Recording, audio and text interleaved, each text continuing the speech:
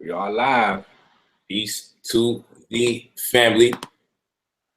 We are here for the very first time on Sports Consciousness, and we got quite a bit to talk about with you. Of course, I am Brother Polite, and our brother here who shouldn't need any here for the very first time on Sports Consciousness, and we got quite a bit to talk about with you.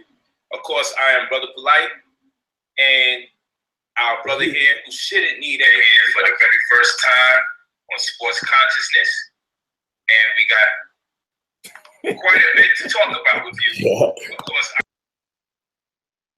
Okay, so I muted Inky because he's sitting there thinking it's not him. So once I muted Inky, you can clearly tell it was him because we don't hear it no more, do we? Did you mute your mechanism, Brother Inky?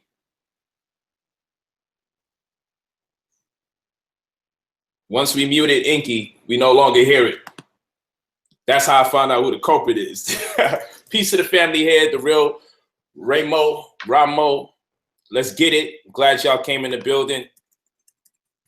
We're going to get this stream off. We have to talk about Russelle Westbrook, MVP conspiracy, and James Harden's comments. Very important. Very important. So what we'll do, we're going to cut to the chase.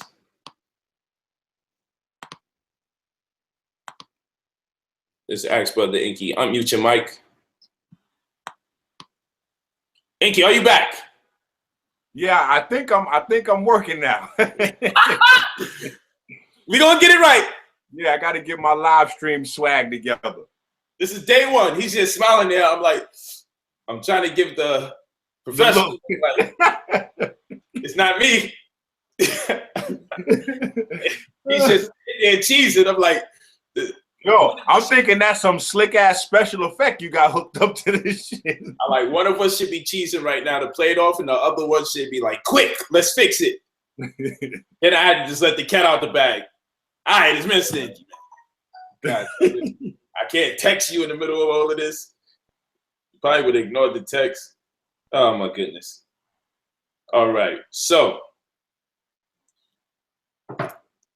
first things first, Brother Inky. When we speak, you say you are not exactly a fan of Russelle Westbrook. Right. I mean, I just got to keep it 100. I'm not really a Westbrook fan. You know what I'm saying? I rolls with LeBron. You know, that's my guy. That's my horse if he never wins the race. You know, but, you know, I still recognize Russelle Westbrook's greatness. I mean, he misses a lot of shots. You know, he's I'm gonna say this. Maybe I was a little confused when Kevin Durant and Westbrook were together. And I think that now, since I've been beat over the head so thoroughly by you and Westbrook stats, and then Durant leaving, I think this season is changing the way I look at Russelle Westbrook. But I'm still a LeBron guy. Okay, all right. Well, we're gonna have to talk to you about your Westbrook belief system, and we'll do that very shortly. And of course, we want to speak to you all about James Harden. As y'all may know, those of you that's keeping up with the sports channel, this is a different channel from the other channels. We presume that you're up to speed on some of these things, maybe not all things. And it's our responsibility to get you up to breast with all things.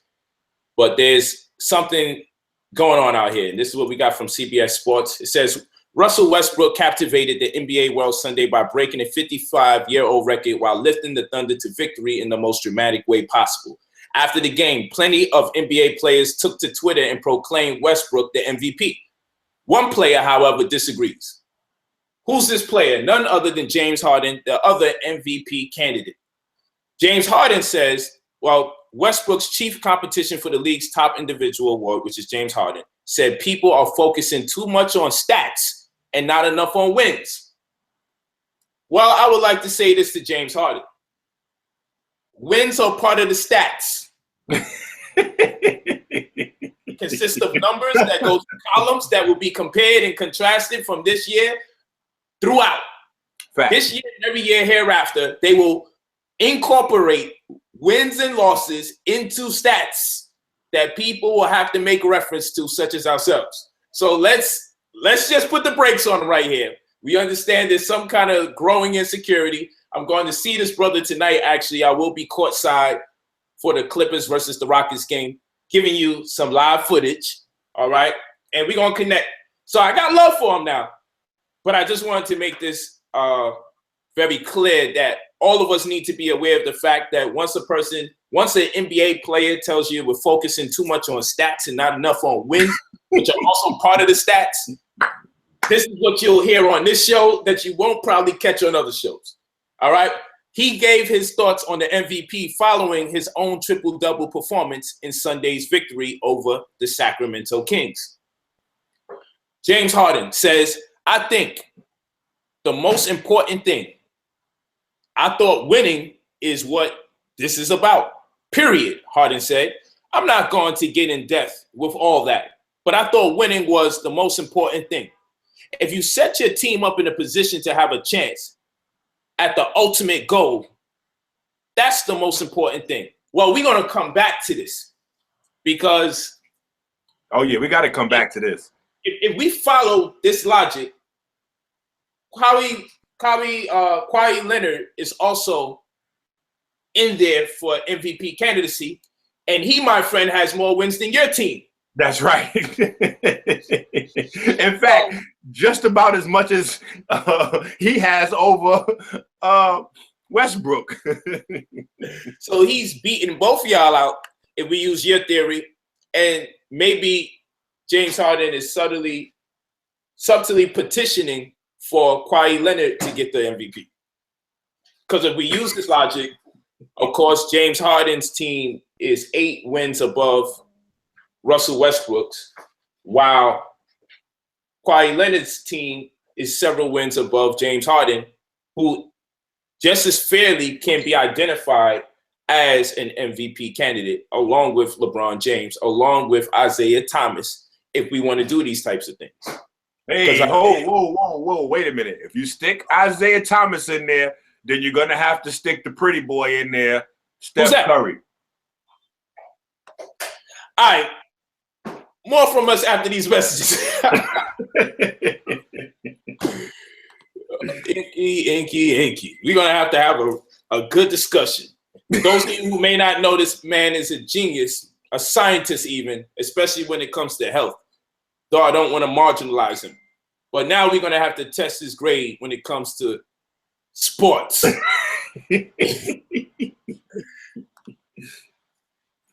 So stay tuned with us, family.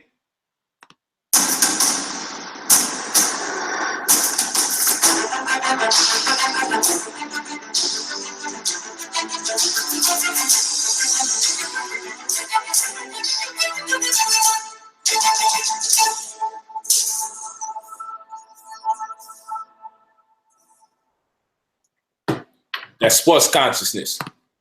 Welcome back, y'all. We here. Now let's get into today's show. We got to get into it. Hope you guys are enjoying yourselves. Brother Ramo, I got your text. Okay. Yeah, now people play games with this stat argument, first of all. And what we need to first address, amongst many other things, is this title right here, Russelle Westbrook MVP Conspiracy and James Harden's Comments. Family, we have to discuss this, whether you like it or not. And I'm going to tell you why.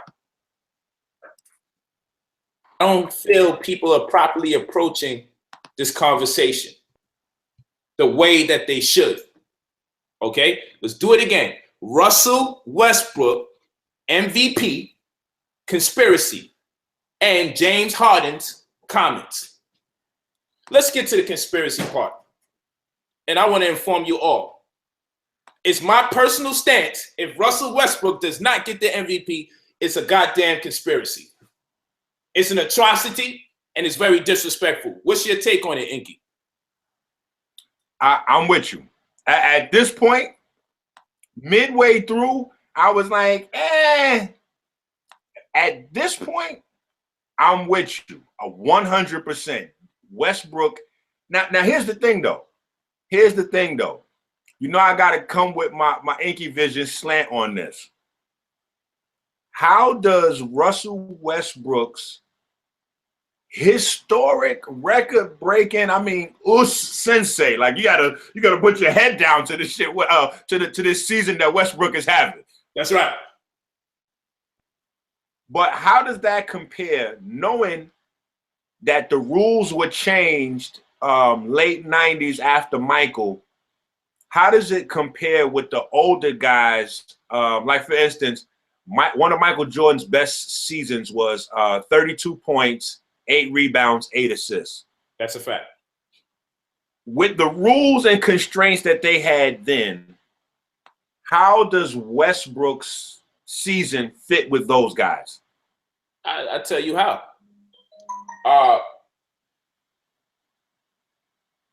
I would suppose that we have to go back a further era before we can really come with that kind of contrast. And what I mean by that is there's still room for somebody to average a triple-double in Mike's era if Mike himself was able to almost average a triple-double in his era. The problem is when we go to Oscar Robertson's era, where there are 30 more possessions during that NBA's era in comparison to Jordan's and Russell Westbrook's era. There's 30 more possessions during that time. So technically, Mike shouldn't even have come that close, averaging over 30 points. That's really unrealistic, that season Mike had. Facts. And even more unrealistic is what Russell Westbrook has been able to accomplish this year. So some people say he's stat padding, and they say it like anybody can just start getting triple doubles at will while also averaging not 10, 12, 15 points, over 30 points a game. It's not that easy to average over 30 points a game. And sure, people will say, wait, don't forget he sprinkles in a few 50s every so often for your entertainment. Starting to make 50 the new 30. Right. Because there was a lot of hoopla when people made 30 points. And Russell was like, 30, we've been doing 30s. It's straight 40 and 50 over here. Now, of course, he is taking more shot attempts than a lot of people are privy to taking. Well, it comes with the territory. Who is he going to pass the ball to? Who has been consistent that he's neglecting? You see, we got to talk about decision making.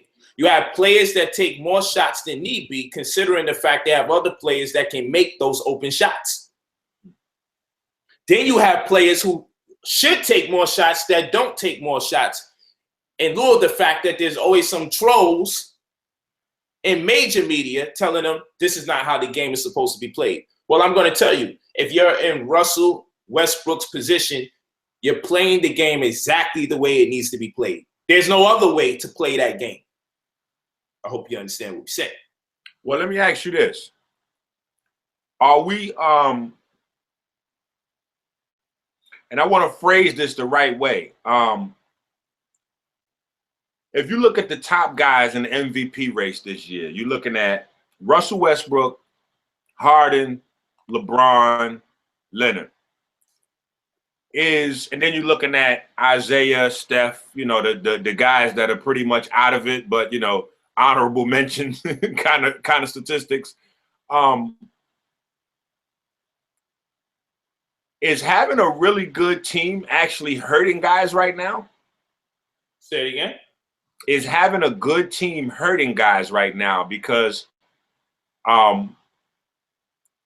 with the fact that Westbrook doesn't really have somebody that can create on their own and be consistent. Like, for instance, LeBron has a Kyrie.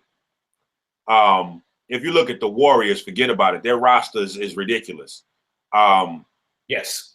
That's. I mean, listen.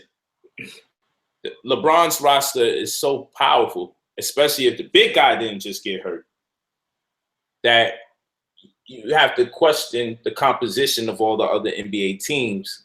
You have to question how next year's draft looks.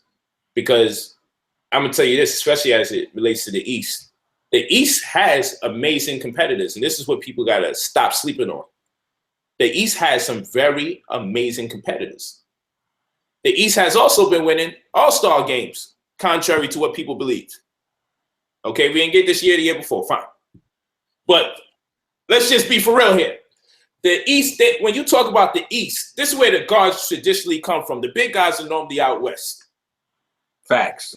We have to keep it real here. The East actually has great players. It's just a different culture when you on the East Coast of basketball. They actually have two different coaches competing with each other, the West Coast and the East Coast, namely. There's literally two different types of coaches.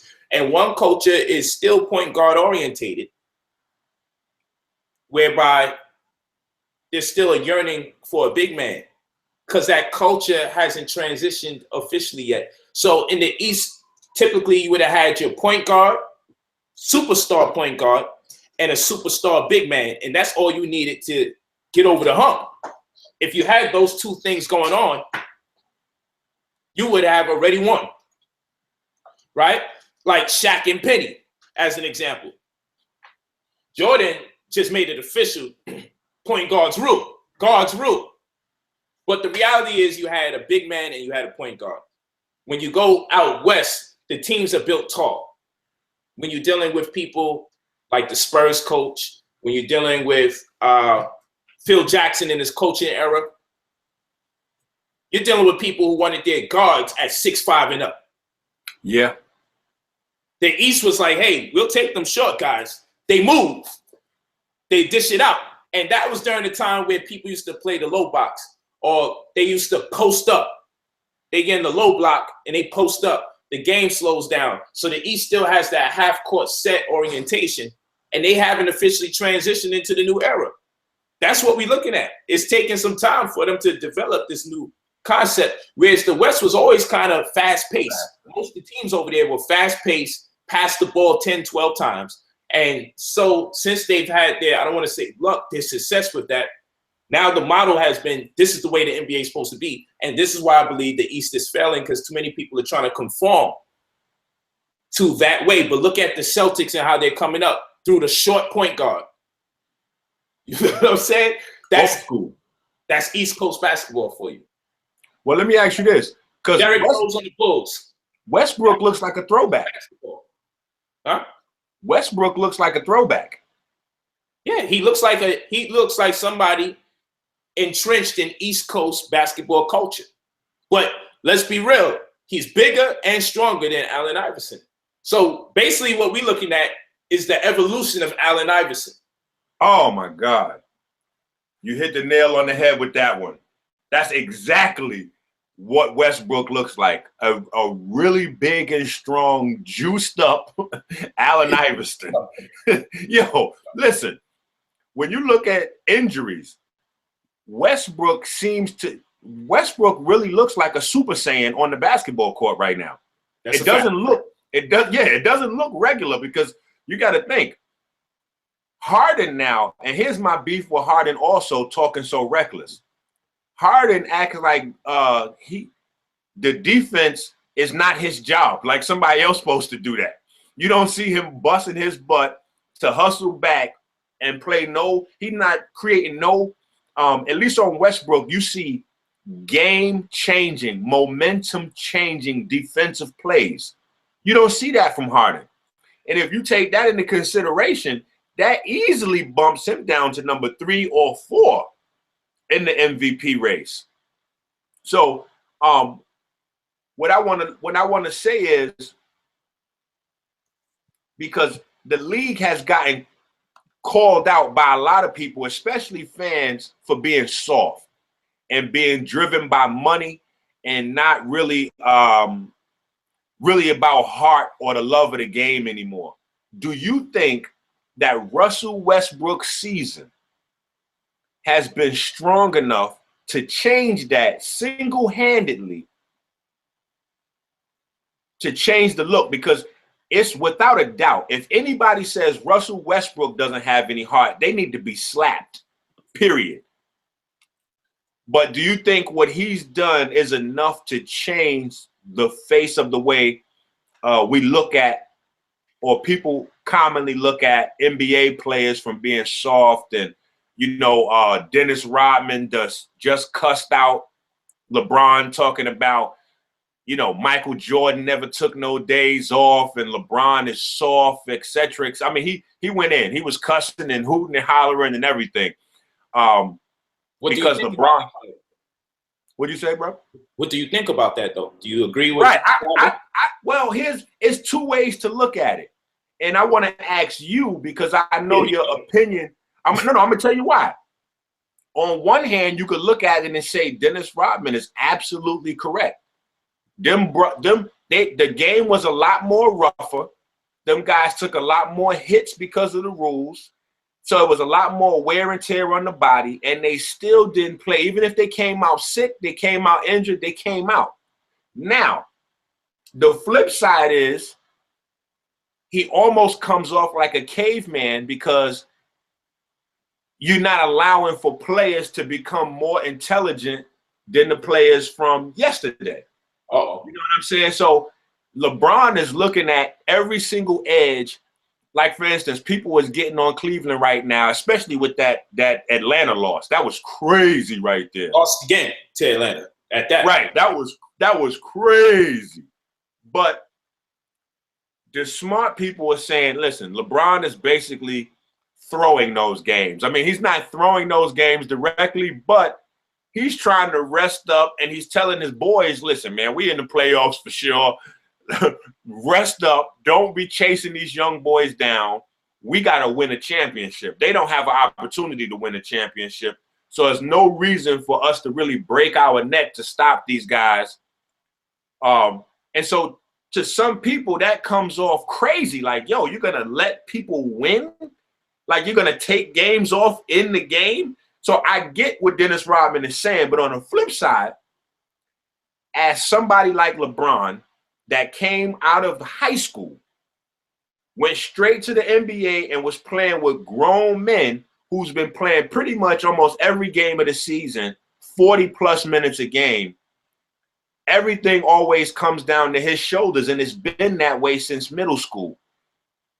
I have to give him a personal edge, and some people say my opinion is biased, because he does need to rest so that he can have his best throughout the playoffs into the championships. But then the moment I say that and I hear the words coming out of my mouth, I'm looking at Westbrook, and it's like, does people really need a rest? Because Westbrook obviously doesn't need water. He doesn't need rest. He doesn't need sleep. He doesn't need other players on the team. Like, I mean, I don't know what to say at this point. So on one hand, I agree with Dennis Rodman, but on the other hand, it's like, no, LeBron is a stickler for analytics, and every area he's looking at to try to improve any little edge that he can create to win a championship. And at the end of the day, that's what it comes down to, I think, you know, for me. Here's what I would say. Overall, I would agree with Dennis Rodman had he projected these thoughts to the whole NBA. I would empower him with the opportunity to be legitimized in his dissemination. I would have. But when you direct this to LeBron James, it's a problem. And I'm going to tell you why it's a problem. For starters, on an average, LeBron is likely to play about 75 games a year out of 82 in a regular season. And then he goes into the postseason. As deep as you possibly can go, lose or win. He's been there the last 6 times in a row. He's been there about 7 times overall. So this means that this man in particular is playing 100 games. Okay? So this means he's playing about 30 more games on an average than every other NBA player. And he's been guaranteed to go there. You could put your money on him going to the finals for the last 6 years in a row. Hmm. When he was in Cleveland, he went there. When he went to Miami, he went there. Now he's back in Cleveland, he went there. No one has gotten an opportunity in the East Coast to even see the finals unless you join his team. So it's clear how important he is. So since he averages about 75 games out of an NBA season, out of 82 games in a regular season, and then goes deep into the playoffs, as deep as you can go, averaging him out at 30 more games or so, more than that of the rest of his peers in the NBA who's not playing on his team. Now consider, if you're playing on LeBron's team, you're likely to play more games than ever before, particularly the starters are going to play roughly about the same amount of games, or at the very least 30 more in addition to the durability of their regular season careers from one year to the next. So this means Kyrie Irving is going to play 100 games or so a year, all right? 1 year after the other. Everyone has a 30-game advantage at the very least over the people who constantly go to the playoffs, constantly go to the finals. Them resting is who you castigate. LeBron, Kyrie Irving, I mean, I'm going to tell you, I sat at games. In fact, I was there for Cavs versus Lakers and Cavs versus Clippers. As you know, when the home team, when the away team comes to California, they normally play all four teams because California has the Sacramento Kings, they have the Golden State Warriors, they have the Los Angeles Clippers, and they have the Los Angeles Lakers. So when a home team, when the away team comes, they normally play four teams throughout California before they get out of here and find their way in Texas somewhere, before or after, for all the obvious reasons, cost efficiency being one of them.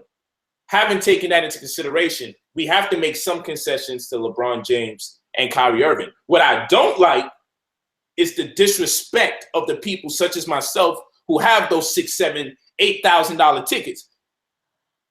I believe to make it fair, you don't get paid since I paid. I think that makes it fair. You shouldn't get paid the day you choose to get some rest. Then we'll see how important rest is. I just think that's fair. I'm not mad at him for getting the rest. He's playing 100 games, but you either got to give people notice before they purchase those tickets, or it has to be a give and take. Meaning if I give money to get a ticket, we have to take money from you. How about a refund? How about a half refund? You're not a regular player. You're a marquee player. You're a franchise player. Obviously, people are paying to see you and the rest of them. It's just a fact. I mean, I'm a J.R. Smith fan too. I'd be upset if I don't see him either. But hey, this is LeBron we talking about. This is Kyrie Irving we talking about. And at least don't look so damn happy on the sidelines and eat cookies while people got $9,000 seats, $8,000 seats. Look like, damn, you hate this part of the game where you have to rest. Don't turn the basketball ticket into a lottery ticket. That's what I'm talking about. Don't turn the basketball ticket into a lottery ticket. Please. Because that's what's killing us right now. It's disrespectful to the fans. It's disrespectful to the sponsors because they're paying big money. And what you're doing is you're making people uncomfortable with paying for a basketball ticket because now it's becoming a lottery ticket. Hopefully, we shake the dice and the person that we're paying to see actually shows up. You're already getting paid buku amounts of cash. Take a day off, take the payoff. I can sleep better at night knowing that, well, he made a decision to not even get paid that day. Then I can say, well, no hard feelings. I paid, I know I'm shaking the dice. You didn't get paid. You also shook the dice on your health and how you felt. We all fail at the same time. We all take L's. We all take an L. Give you a W. 2 L's give you a W. I'm down. If you take an L and I take an L, that's reciprocity, damn it, and we get a W from it. Now we win because we both lost. But no way in hell you still get paid. You eat cookies on the sideline. You're not signing no special autographs. You're not taking no special pictures. You're not giving away your sweatshirt. You're not giving nobody no sneakers. You just sit there and you eat cookies all goddamn day while we soak and loathe in the most expensive seats up into the cheapest seats. I don't think that's fair. I think it's disrespectful. And he may not mean to be disrespectful, but you can't help but to feel like that when you see him smiling on the sidelines, eating cookies, joking with his mans in them while he showed up at work for tens of thousands of people to see him show up to work and not actually work. It's a job. It's a business. I just want him to treat it as such.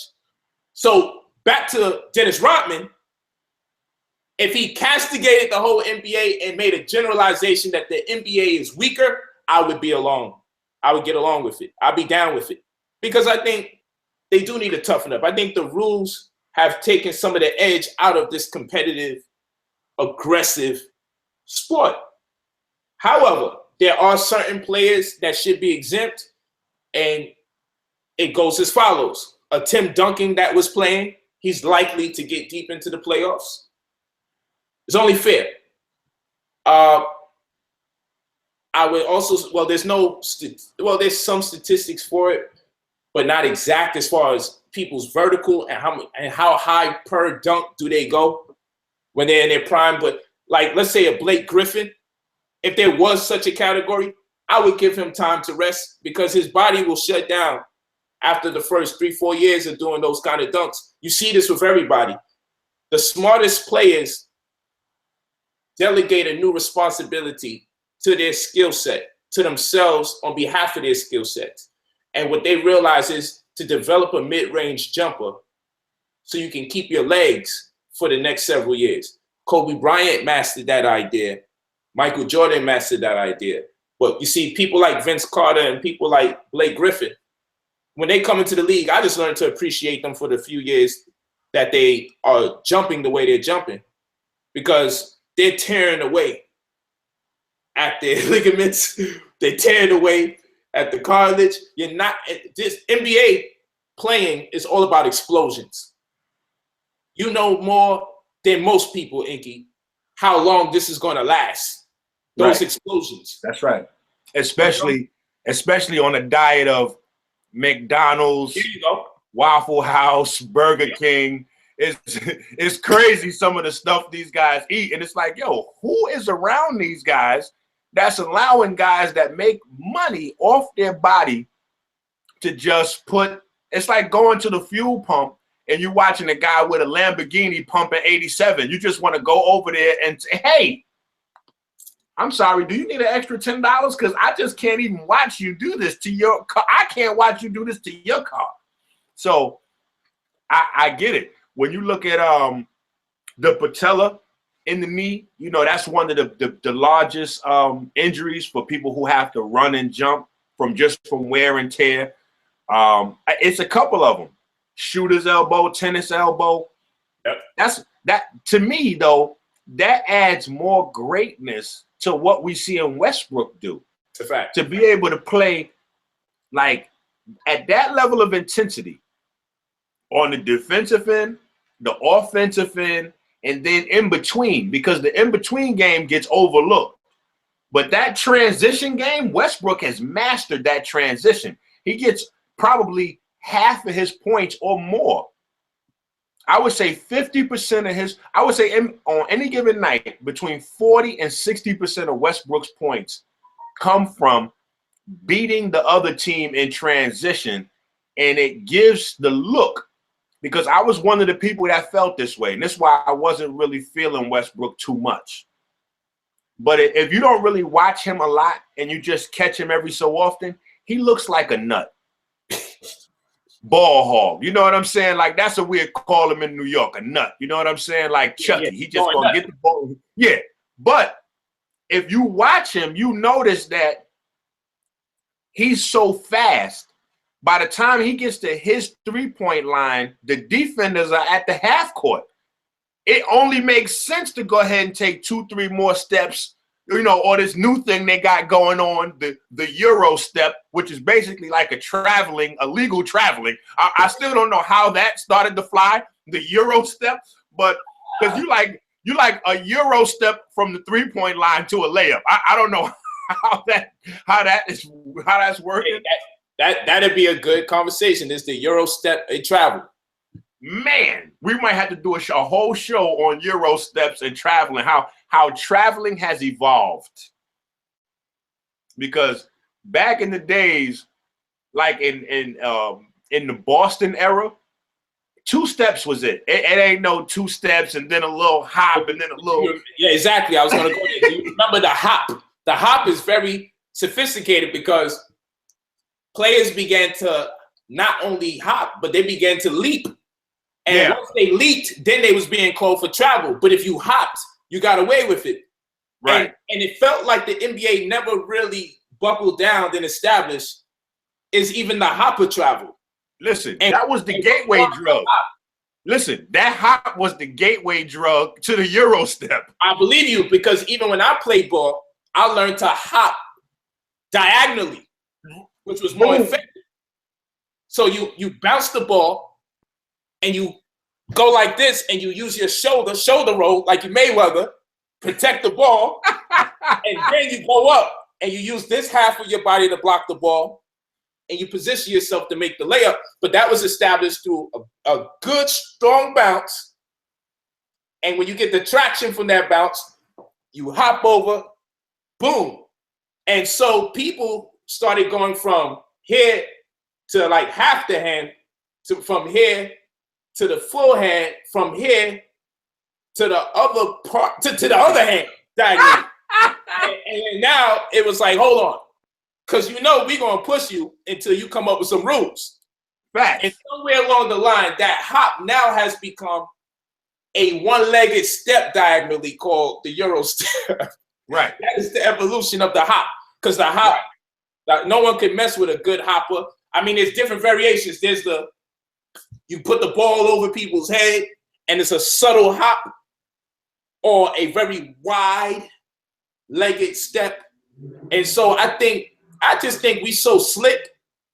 Sometimes you don't even know what the hell to call. I think the refs are sometimes like looking at each other like, what the fuck? What the heck was that? By the time they can establish, some of it looks like electric slide.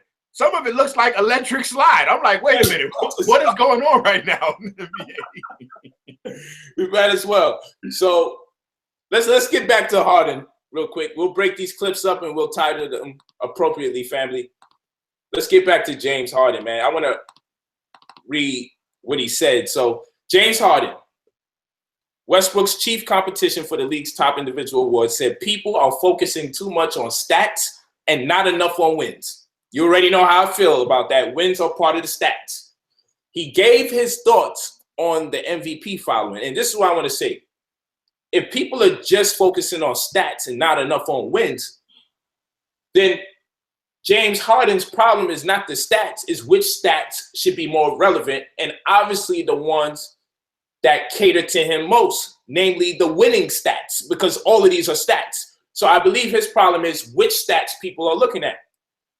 He is leading the league in double-doubles, assists and points. So perhaps assists and points are also stats that he would admire people taking a look at. You see, we can't play it both ways. That's what I'm saying to the brother James Harden. We can't play it both ways. Let's incorporate all the stats and see what we come up with. Don't just turn around, hey, it's wins. No, this is an individual award called Most Valuable Player, not Most Valuable Players. My brother Jelon Reed is in the chat. I left the link in here for you all. Now, Jelon says co-MVPs. I am totally against co-MVP. I don't know how you feel about that, Brother Inky. I'm against co-MVP. Listen. Let's take that award to one person. Now, wait a minute. Let me say this so you can get my definitive opinion on co-MVPs. Let's take Jelon's head right off. And listen, with all due respect, let's take Stephen A. Smith's head right off. Oh, man.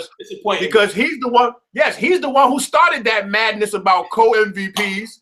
And then he's really trying to push it even after that Nuggets get, listen, there could be a lot of discussion and arguing back and forth. People seen on my Instagram, I was still kind of going back and forth. After that Nuggets game, with that three-pointer to win the game from it looked like the cheap seats in the stands, he was so far behind the three-point line.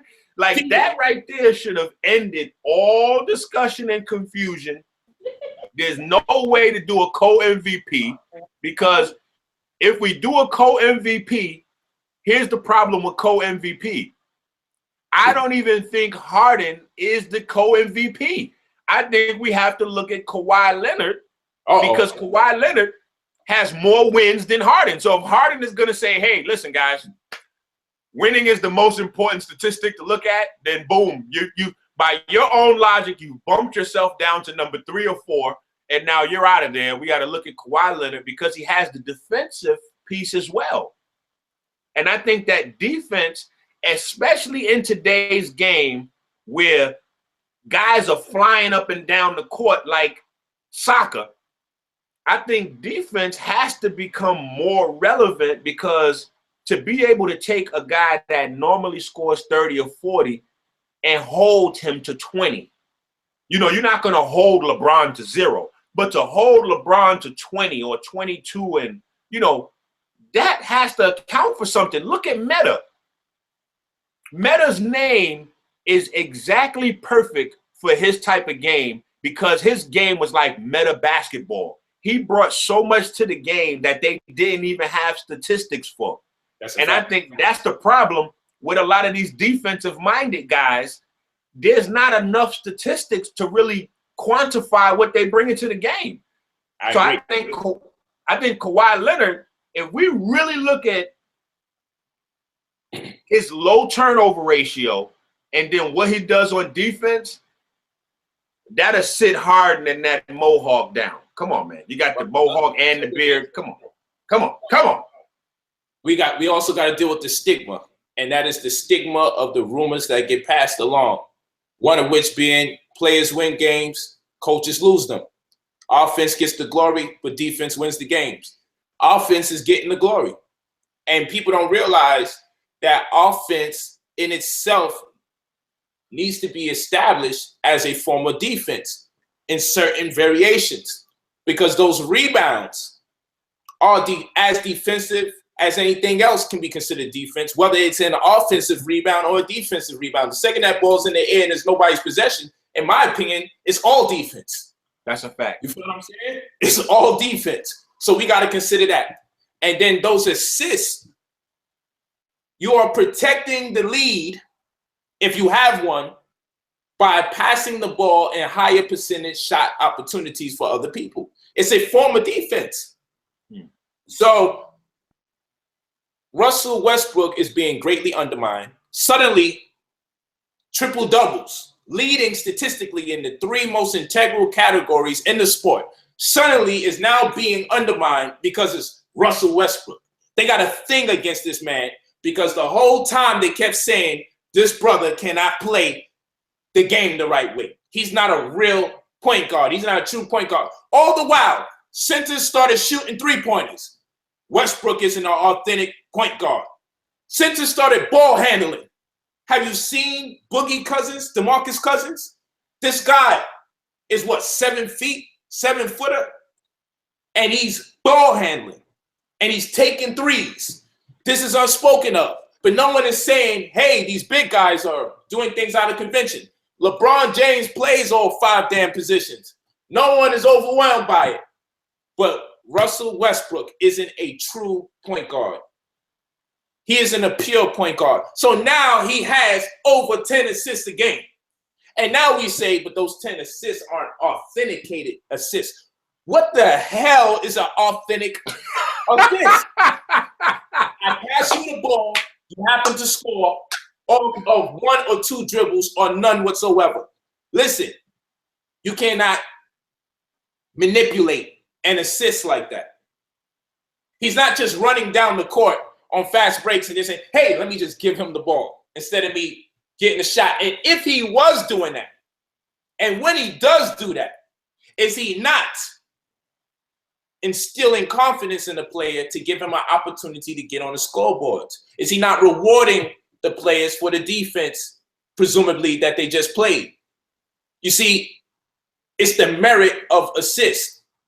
And if Westbrook is scoring 50 points, and he also has, in one of those games, 16 rebounds plus 50 points and some 10 plus assists, we are aware then that means that he's responsible for in or around 80 points. These triple doubles now. Wake up, family.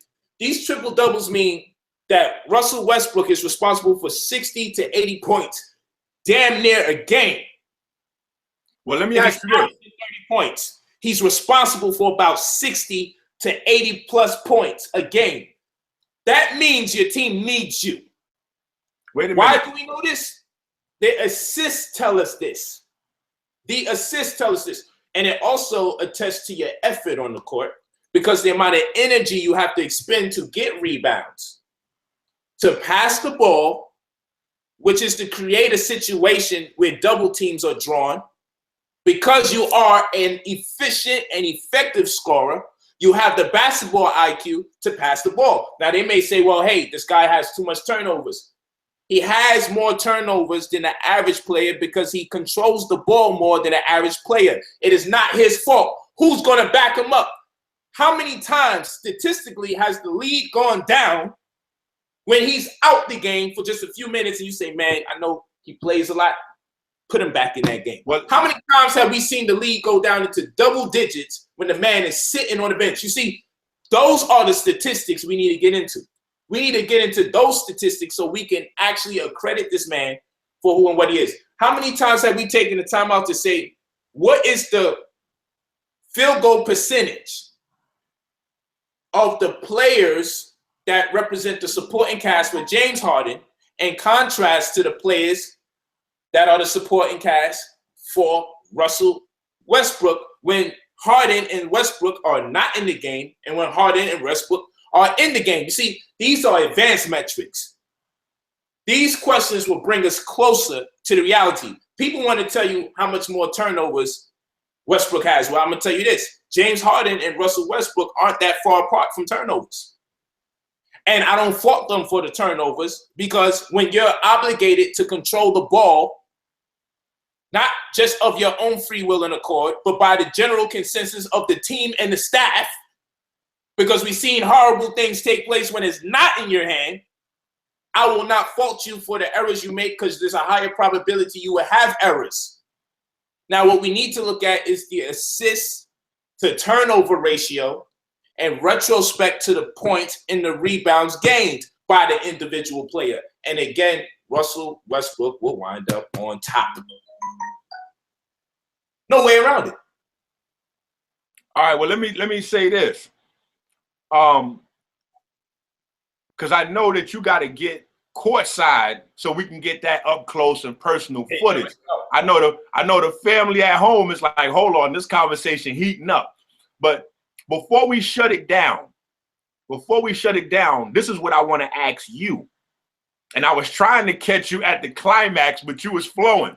Pause. I was trying to catch you right there at the climax because I want to say this, or just ask you, and then maybe ask the family at home. And I'm sorry, family at home, that we didn't have time to get you guys more involved with the show. Next episode, we'll get you guys more live in the chat. That's right. But here's the question.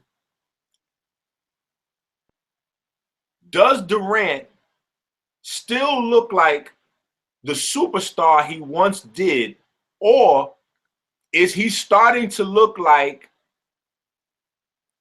a Tracy McGrady, Dwight Howard? And I'm gonna say this: no disrespect to Tracy McGrady and Dwight Howard, but they were guys that were really, really good, but they just didn't really get over the hump. And the reason why I'm saying that, and I seen you give me that face, but the reason why I'm saying that is this: while he was there was a lot of contention amongst the fans saying that Westbrook was actually getting in the way of winning the championship and getting in Durant's way of getting busy.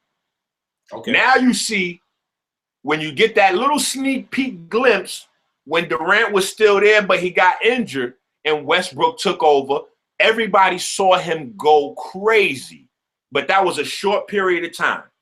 Now Durant's going a whole season, and Westbrook has the wildest, most craziest season in history. I agree. Now wait a minute. It's more. Durant's over at the Warriors, and they was having some confusion while Durant was there. Same like when he was with Westbrook, because it was, you know, he had to fit in now with Clay and Steph. Then he gets injured at the Warriors, and then the Warriors go on fire without Durant. So it's like, Durant's looking good, but it seems like when he gets injured, he becomes more valuable to the team. I don't know. I'm just looking at how these things go down when he's out. I love Durant personally. You know what I'm saying? Because he's got that point guard New York swag at 6'10", you know, as a big man. But I'm just saying it really looks, because I was riding, and I got to admit, put this on the table. Okay. I was riding with Kevin Durant when everybody was saying Westbrook was in the way. I'm like, yeah, Westbrook is wilding. Y'all need to get rid of Westbrook right now while he's still good. You know what I'm saying? You can get some, because I'm looking at New York mistakes like, yo, we always hold guys until they no longer any good. Then they go somewhere else and become like superstars. So I'm like, yo, get rid of Westbrook so Kevin Durant can do his thing over there, clear that roster out, get my man Durant some support. And now I'm like, boom, kill myself. Westbrook is having the best season in history right now, arguably, you know. And now, you know, the Warriors are looking like they're on a roll that Durant's injured. So it's like 13, 14 games in a row. Right. So how now does Durant's stock go up or down looking at what happens when he's not around? Now that's a very good question. It appears he is as effective on, and maybe even less effective when off, which is, I mean, it appears that way, but that's not to take nothing from that brother. He's incredibly talented. He's arguably number 2 of all time right now in the NBA, number 2 in the league for players. I personally have Westbrook as number 1 in the league. What? Yeah, he's number 1. Wait a minute. Whoa. Hey, that's what I mean by MVP. Whoa. He's number 1 in the league, bro. Hold on. So if Westbrook is number 1 and Durant is arguably number 2, where is LeBron on that list? Okay, let me retract the statement. Now that I've included Westbrook into the conversation and made him number 1, LeBron can now take number 2, and Kevin Durant can now possibly be number 3. And I wrote with that. I'm saying I'm a huge LeBron fan. Not a fan of him sitting down while I pay for the tickets. Luckily for me, I had back-to-back games. But I'm a huge fan. And he is greatly undermined because he has an MVP caliber season every year. Fact. It's true. I'm talking about this year. No, let me say this. Let me say why I agree with you. What MVP means to me is that you're the best player right now. You're the guy I want on my team. You're the guy every team needs. That's what I mean by MVP. No, let me say this. MVP, you're the best player. No, I'm going to tell you right now why I agree with you. Because when LeBron early on in his career, when he didn't have anybody, very similar to Westbrook's team, how it looks now, he didn't do that crazy triple-double per. Like, that is very, very difficult. We've seen the best come through. Kobe, now we got to act. Yeah. Kobe hasn't been able to do that. Like, we've seen some amazing humans. Like, you can't even just quantify these guys as ball players. Like, we've seen some amazing athletes come through and haven't been able to accomplish what Westbrook has just accomplished. Especially with the 40 and 50-point games. Like that to me, seriously, the only conversation should be, is Westbrook taking some type of supplements that are illegal in the sports industry? That's the only conversation I want to hear. He's so good, you think about drugs. Now, let me say this, and it's fair, but let me say this. For those who's like, he's not better than LeBron. Yes, he is this season. Excuse me. LeBron and them just lost to the Hawks without any of the Hawks' 5 starters present. I'm a huge LeBron fan. LeBron and them didn't play the Hawks again in their hometown and lose to them in overtime after blowing a 26-point lead in the 4th quarter. LeBron has on his team Shanny Fry, Imam Shumpert, J.R. Smith, Kyrie Irving. Let's not forget the homie who's kicking it with the Kardashians like the best rebounder in the NBA. Okay? He has Richard Jefferson like in the fountain of youth. Like he has a drink that he drinks. Whoa. This dude is still dunking. Wait a minute. He might be on something illegal.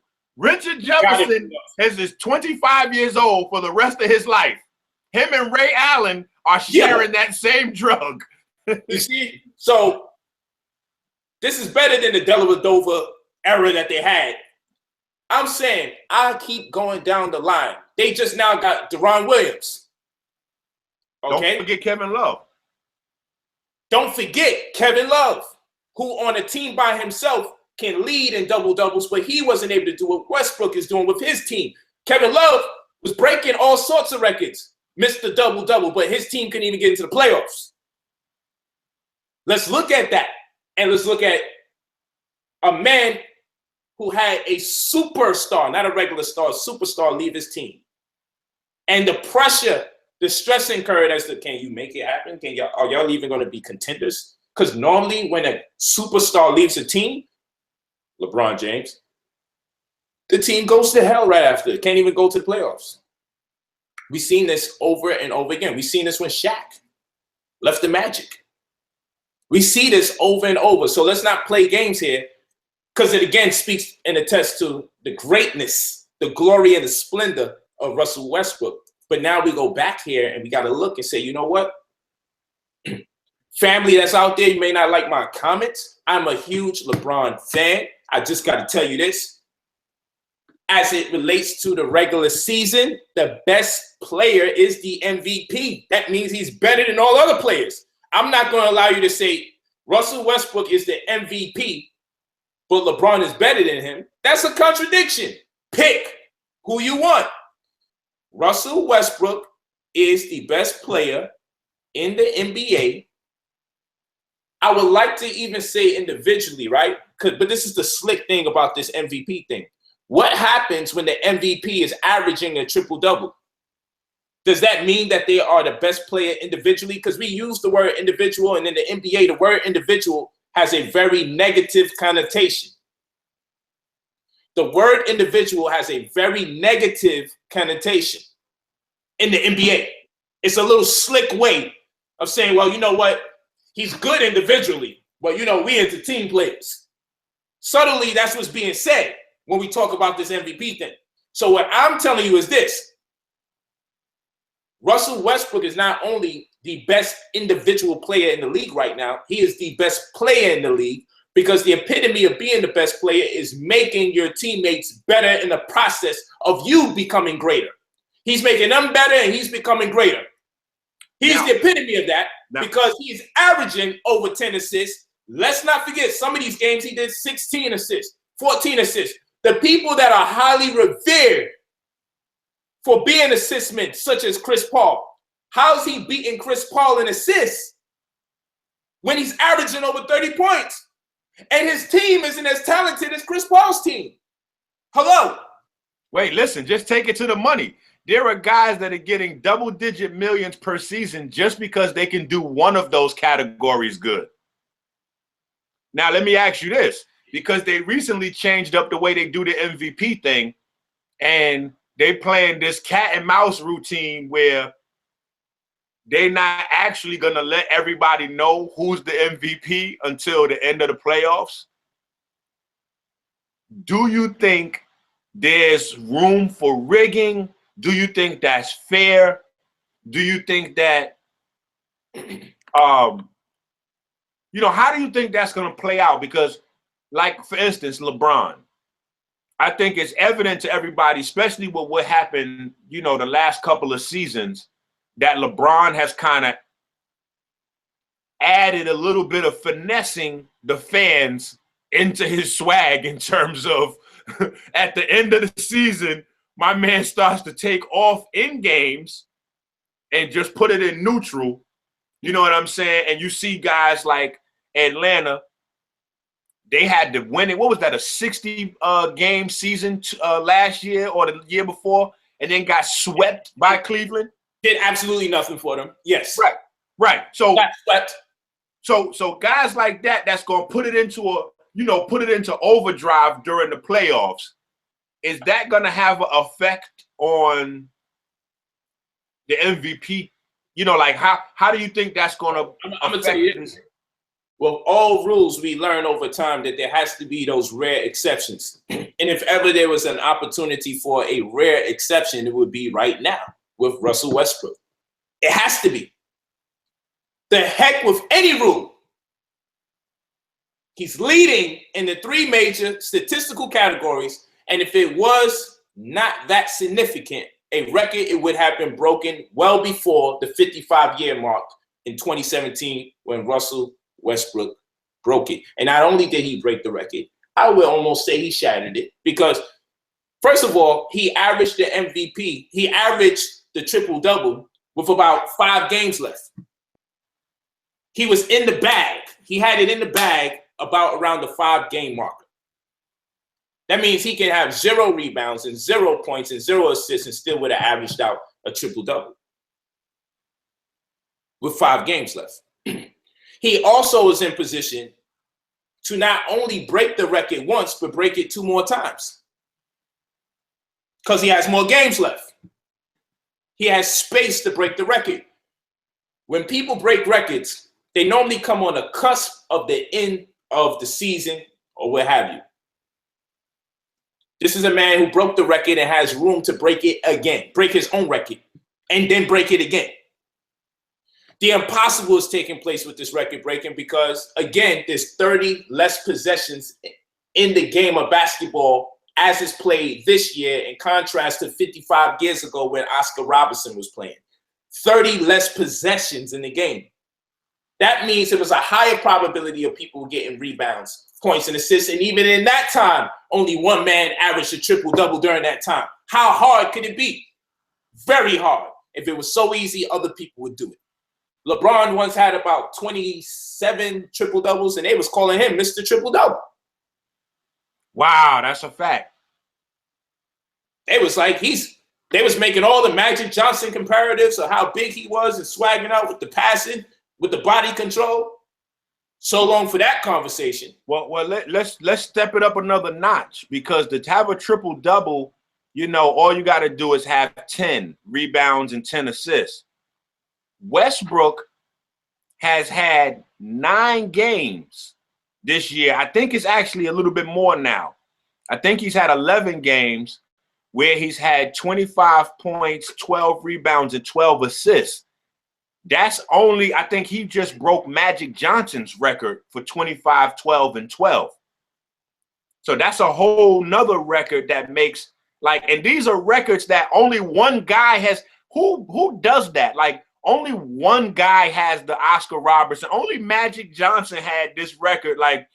Russell Westbrook has had 23. Actually, now it's a little bit more because this is an old statistic. This is a couple weeks back. 23 30-point triple-doubles this season. The only people with that are Michael Jordan and, of course, Harden now with this season. But it's a horrible season for Harden, not because he's doing bad, but because he's doing great. It's one of the worst times to do as good as you're doing if you're James Harden. Yeah.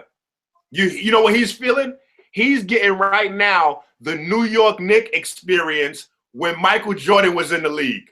Because we had some guaranteed in the conference every year. We had some incredible seasons, and then came Mike. Over and over again. Yep. Let's add the statistic here that Westbrook's team, for those people that say he's just stat padding, He's just out there purposely just trying to get a bunch of points amongst professionals, the best out of college, the best out of high school, the few that came out because they don't do it no more, amongst the best people in the world. He's just at his own disposal, no one else's. At his own discretion, no one else's. The NBA is just allowing him to get 30-plus points a game, 10 assists, and 10 rebounds plus a night. He's doing it on purpose, filling up the stats. But if that was the case, it would reflect to some degree, and that would be a great degree, actually. It would reflect in the, watch this, the win-loss column that Harden doesn't consider to be statistics. What is Russell Westbrook's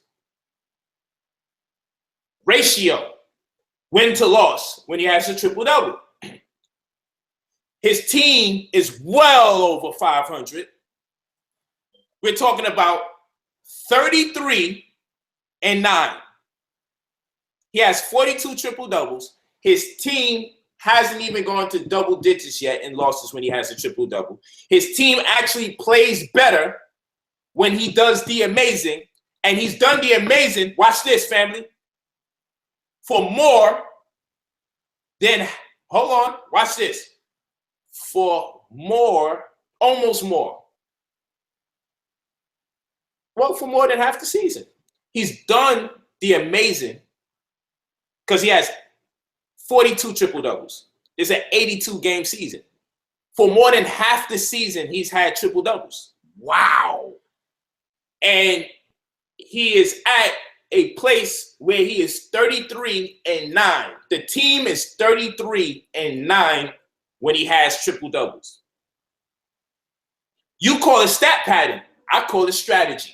Whatever his strategy is, let's call it stat pattern, if you will. It's causing them to win. When the hell has it been called stat pattern when your team is winning? I don't get it. So this tells us figuratively, if he was to go the second half of the season and where he can only average triple doubles, his team will be in a 18 to 22 loss column, which will put him over 60 easily because of the pain that he puts in. Now, early on in the season, people said the triple double is amazing, but I don't think he's going to be able to keep it up for a whole year. Now he keeps it up for the whole year. Pause. And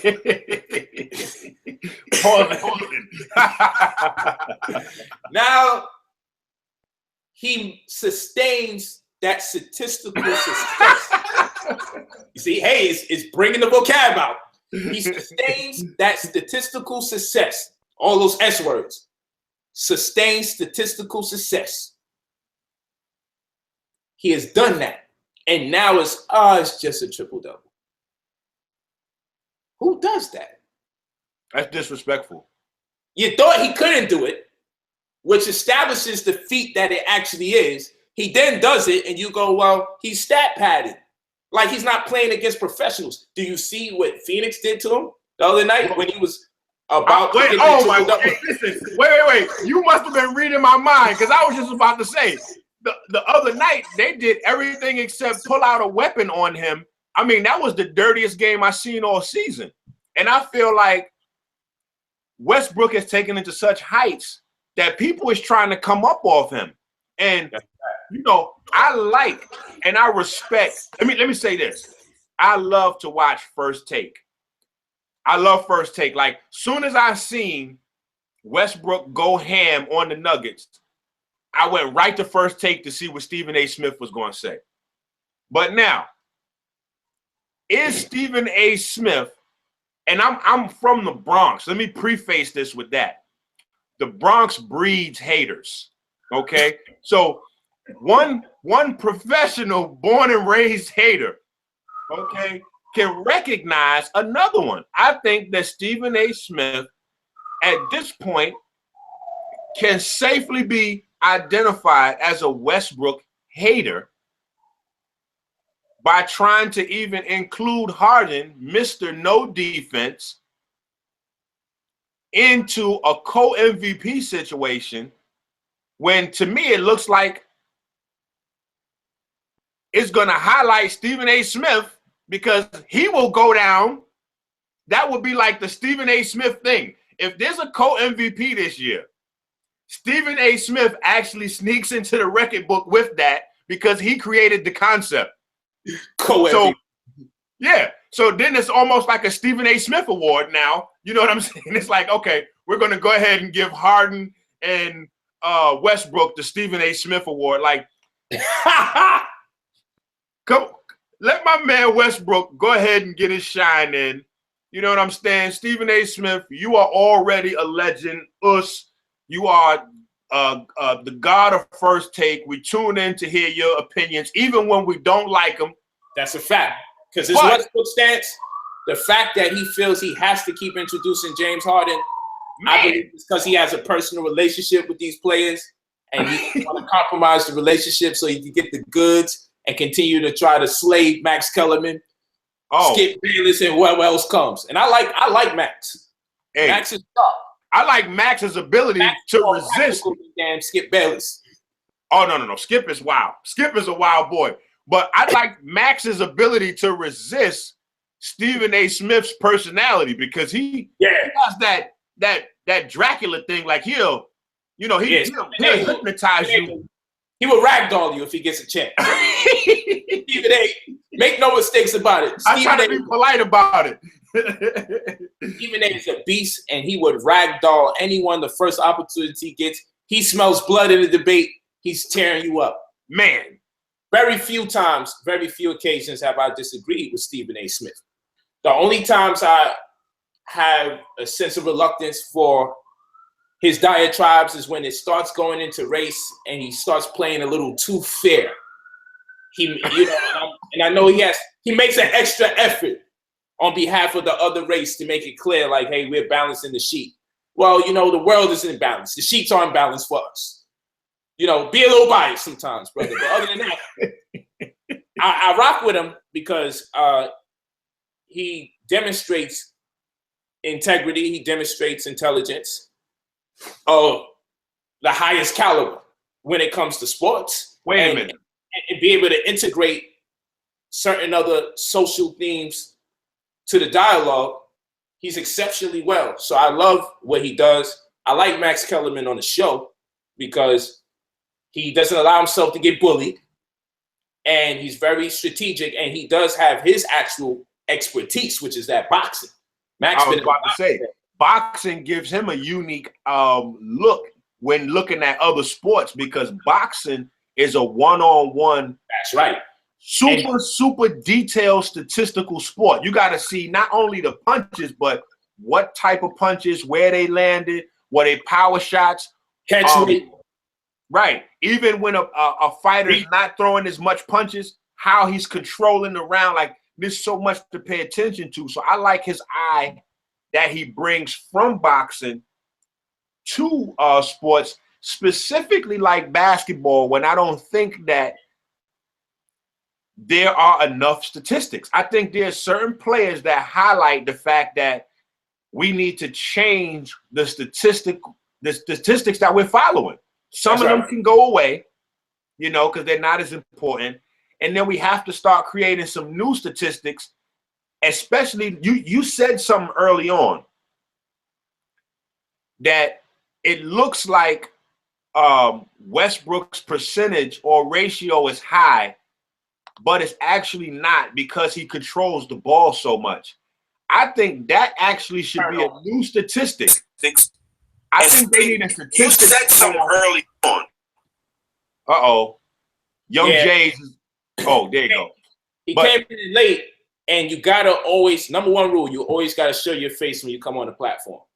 You gotta track your ass down if you're trolling. You know what I'm saying? Right.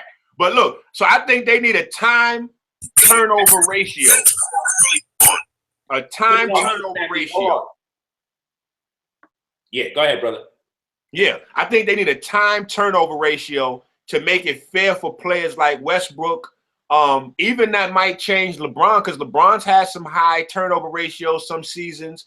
And guys like Carmelo. Yeah, if that starts to be another key statistic, the way we look at offense will start to change, and more efficiency will come into play when you see like, hey, this guy's got more turnovers, but this guy has the ball 30 times more than you do. However, you only have 3 less turnovers than he does. That means he is almost 3 times as efficient with the ball as you. But if we leave the naked statistics of turnovers, it gives the wrong impression. So there does have to be some adjustments. And I think that, now here's where me and you have beef at, because I don't think that Stephen A. Smith is sensitive to things like that. See, I was riding with Stephen A. Smith all the way up to these last few months when he started putting this Harden thing in there with Westbrook. I'm like, whoa. I'm going to have to start really second guessing Stephen A. Smith right now, because I mean, is he on payroll? Do they have last names but the same family? Like, I got to start wondering what's the connection with Stephen A. Smith and Harden, because I don't see how his extra wins warrants a co-MVP. He is nowhere near as valuable to Houston as Westbrook is to OKC. To OKC it's like Westbrook is not only, see, what people don't know is, and I know you can recognize this because you're the money guy, Westbrook is propping up OKC's economy right now. like there was some other back office conversations like, hey, can he carry the game, and can he also carry the other game? Like the game. How about this? Let's talk about players who receive or secure the big bag. For those of you who don't know what we're talking about, let's talk about players who get paid an exceptional amount of money to stay with a franchise or play for a franchise for that matter, and play like this after the bag is secured, after the contract is in. After the fact that no matter what, you're going to get paid that money through and through, no exception to the clause. This is not football. This is basketball. That contract is signed, your money guaranteed. This man could have rested a long time ago. Yeah, he's almost a unicorn. If you bring that up, that makes him into a unicorn. He is a party of one at that point. And now we go back to Harden, and he says, I think, team record that is, the most important thing. I thought winning is what this is about, period, Harden said. I'm not going to get in depth with all that, but I thought winning was the most important thing. If you set your team up in a position to have a chance at the ultimate goal, that's the most important thing. Well, let me explain this, because he has Dwight Howard. Well, he left, pardon me. Let me explain this. Setting the team up. Let's get his words again. If you set your team up in a position to have a chance, Russelle Westbrook is the epitome of setting his team up to win, because they were set up to fail.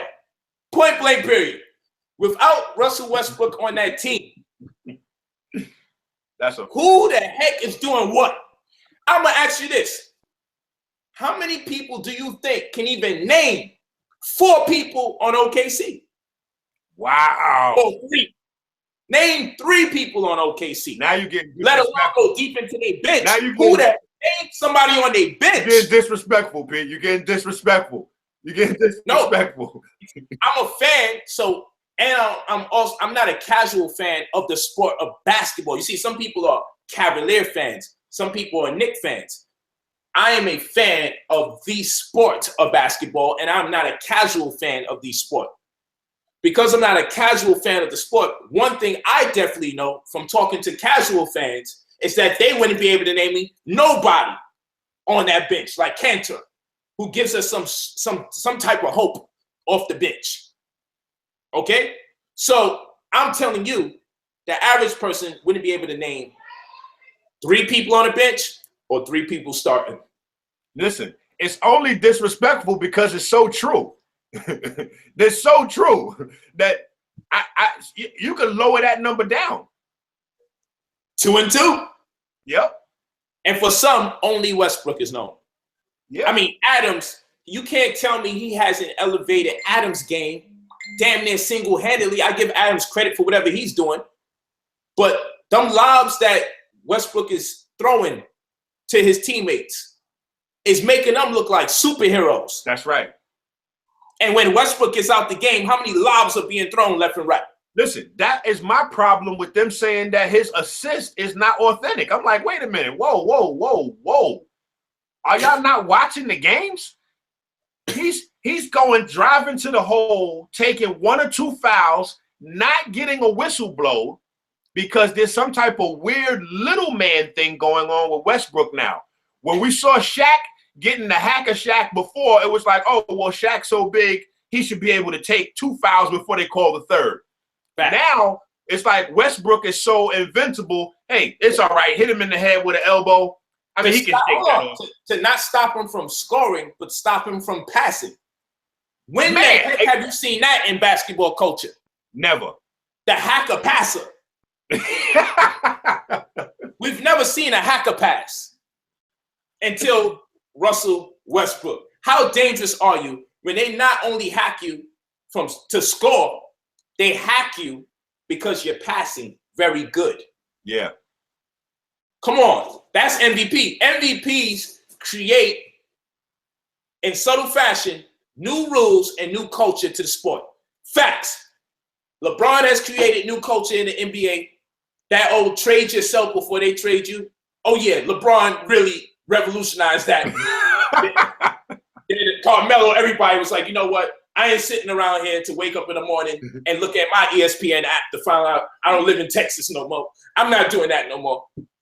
I'm going to get up and leave. I sense it coming. I'm out of here. And I'm going to cut a better deal because it's on my terms.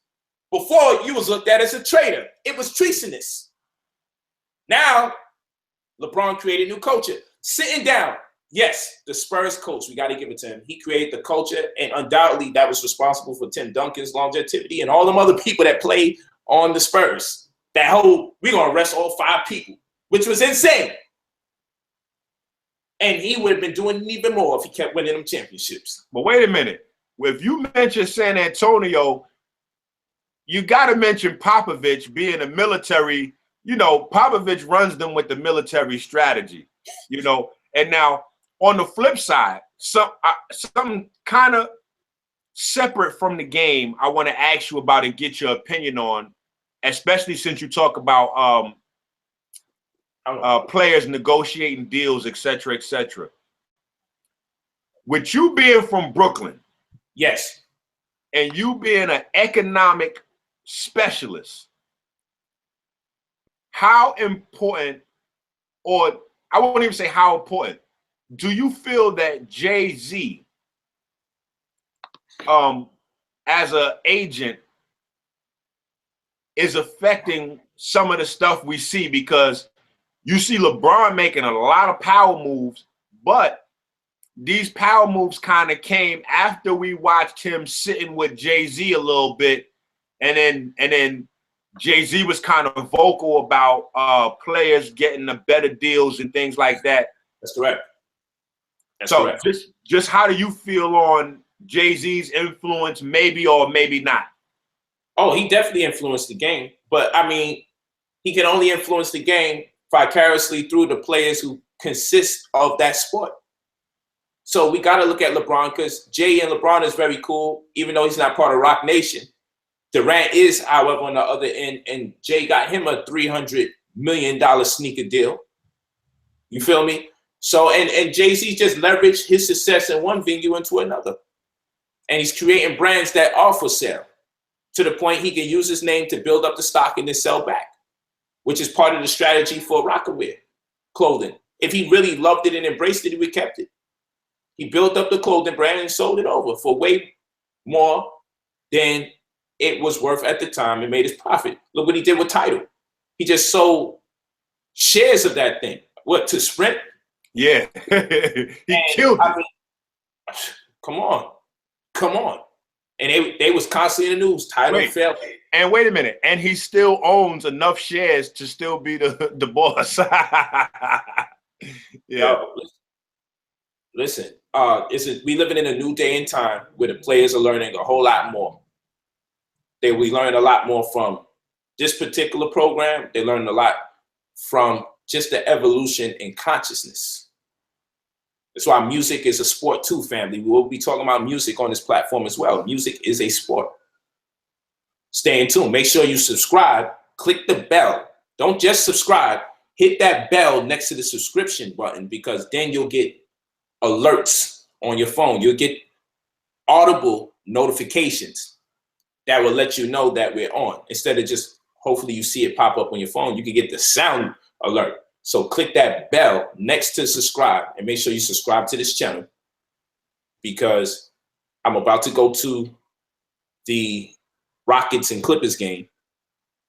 And you know, we have to get it in. We got to do that. And I'm going to show Harden the love, because he is the damn man. It's just the worst season to be the man.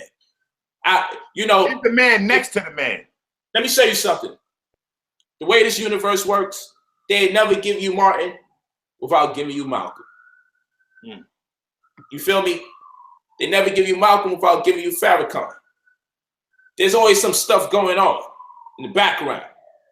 You know, you wouldn't have Elijah if you didn't have Marcus Garvey. You feel me? You're never alone. So surely you couldn't get Russelle Westbrook without getting another phenomenon at the same exact time, arising in the same year. No, these guys couldn't just have a good year by themselves. No, they both coming out the gate triple doubles. Everyone's like, yo, Harden got this much triple doubles open. Now Westbrook has almost 2 times the amount of triple doubles he has. So now you don't want to use those statistics.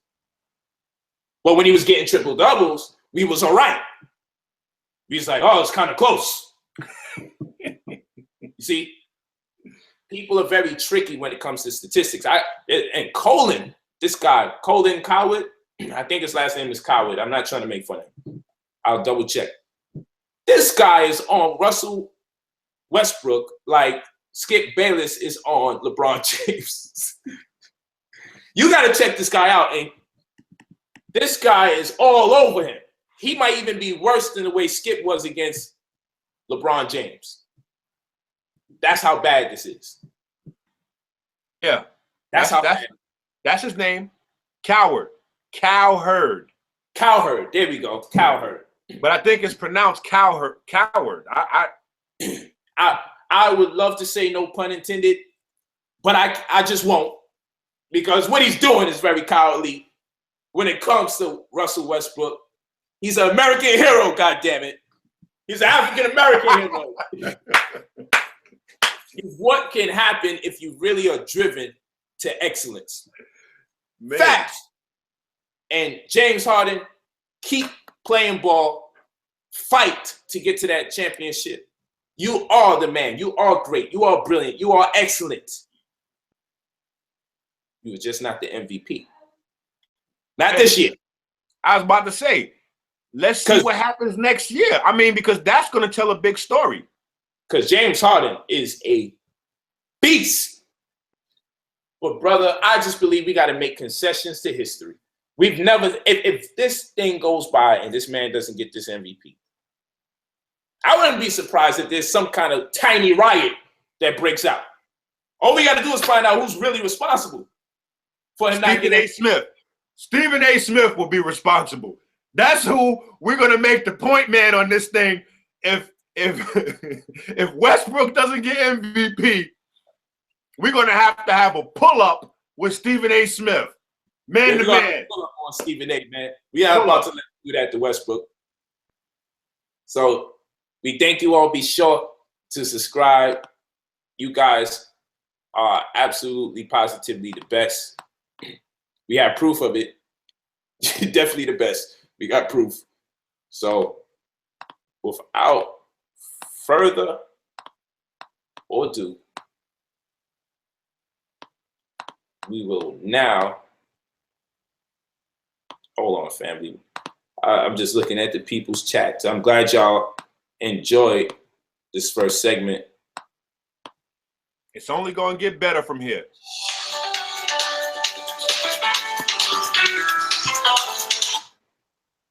I'm going to call you right back. Give me 3 minutes. Yeah, they're like, yo, let's go to the game. Hey, so we love you all. Please subscribe to the channel. You see what's up here? Let's get it in. Subscribe to Sports Conscious, featuring Minister Inky and your brother Polite.